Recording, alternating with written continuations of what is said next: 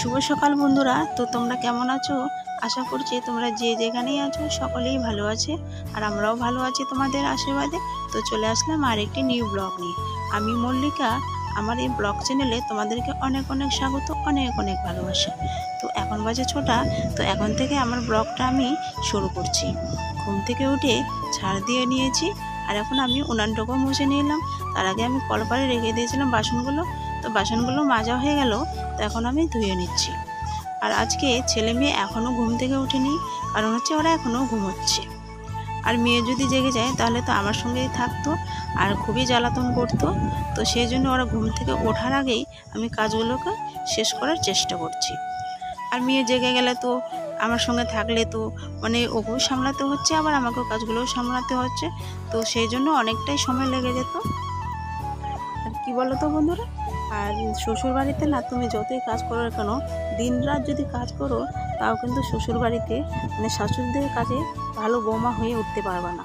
এটা হচ্ছে মেয়েদের হচ্ছে কপাল।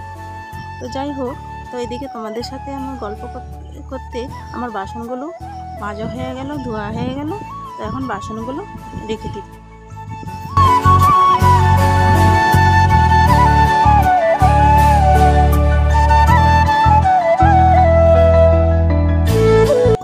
বাসনপত্র রেখে এদিকে আমি ছাগলগুলোকে কিছুটা ঘাস দিয়ে দিব, কারণ হচ্ছে কালকে বিকালবেলায় ঘাস দিতে পারিনি, মাঠে গেছিলাম।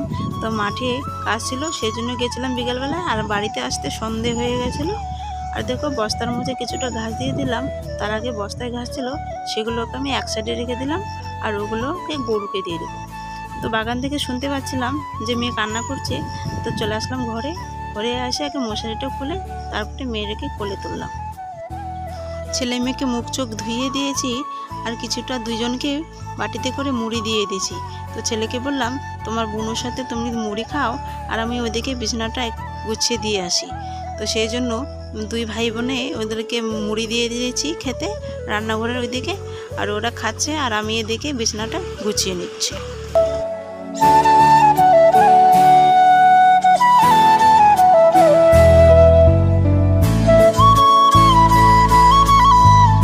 তো এদিকে আমার ঘরের কাজ শেষ করে তো ভাবলাম যে উঠোনটা মুছে দিই, কারণ হচ্ছে আমারই তো ছেলে মেয়েগুলো ধুলো মাটিতে খেলছে।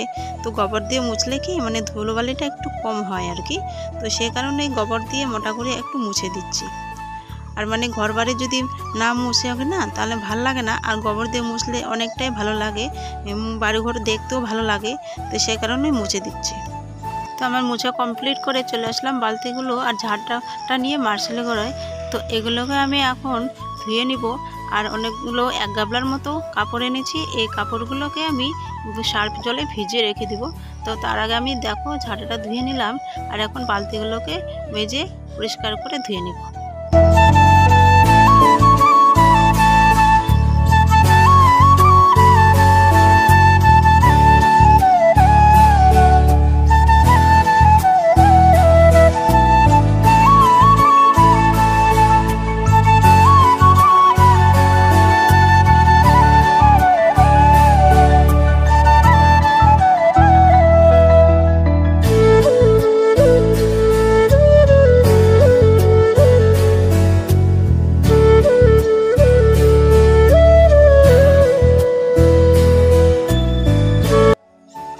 কাপড়গুলো নিয়ে এসেছি, তো এগুলোকে এখন সার্ফ জলে ভিজিয়ে রেখে দিব।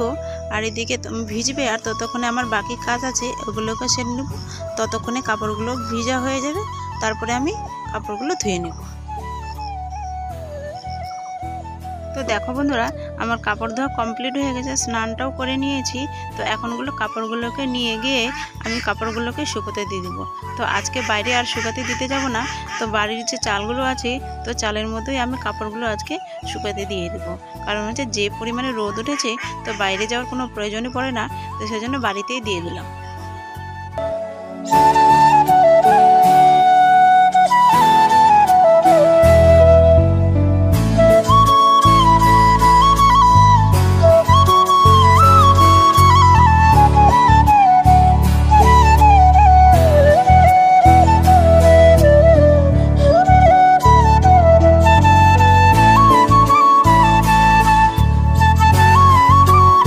পুজো টুজো দিয়ে একটুখানি মুড়ি নিয়ে নিলাম। তো মুড়ি আর তরকারি খাবো এখন। আর এখানটায় মেয়ে দেখো এখানে খেলছে। তো খাওয়া দাওয়া শেষ করে চলে আসলাম রান্নাঘরে। তো ভাতটা বসিয়ে দিলাম। তো আজকে মনে হচ্ছে একটু ভাতের জলটা কম হয়ে গেছে, তো আর একটুখানি জল দিয়ে দিব। তো মানে অল্প জল হলে কি না মানে ভাতটা কেমন সিদ্ধ হলে মানে কাদা কাদা টাইপের হয়ে যায়। তো সেরকম ভাত আমাদের বাড়িতে খেতে চায় না কেউ। আর বেশি করে জল দিলে কি মানে ভাতটা একটু ঝরঝরা হয়, সেই কারণে বেশি করে একটু জল দিয়ে দিলাম। তো এদিকে ভাতটা হতে থাক আর এদিকে আমি সবজিগুলো কেটে নেব।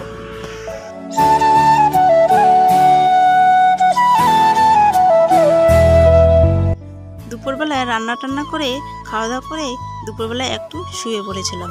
তো ঘুম থেকে উঠে দেখি যে অনেকটাই বেলা চলে গেছে। তো সে তো ঝাড় তো দিতে হবে, তো সেই জন্য আমি ঝাড় দিয়ে দিচ্ছি। আর এদিকে প্রচুর পরিমাণে মেঘ লেগেছে, তো মনে হচ্ছে বৃষ্টি আসবে। তো দেখো বন্ধুরা, তো আমার ঝাড় দেওয়া, তাড়াতাড়ি করে ঝাড়টা দিয়ে দিব। তো দেখো বন্ধুরা, প্রচুর পরিমাণে মেঘ লেগে গেছে। তো বলতে না বলতেই তো বৃষ্টি চলে আসলো। তো দেখো, তো আজকের ব্লগটা আমি এখানেই শেষ করছি। তো সবাইকে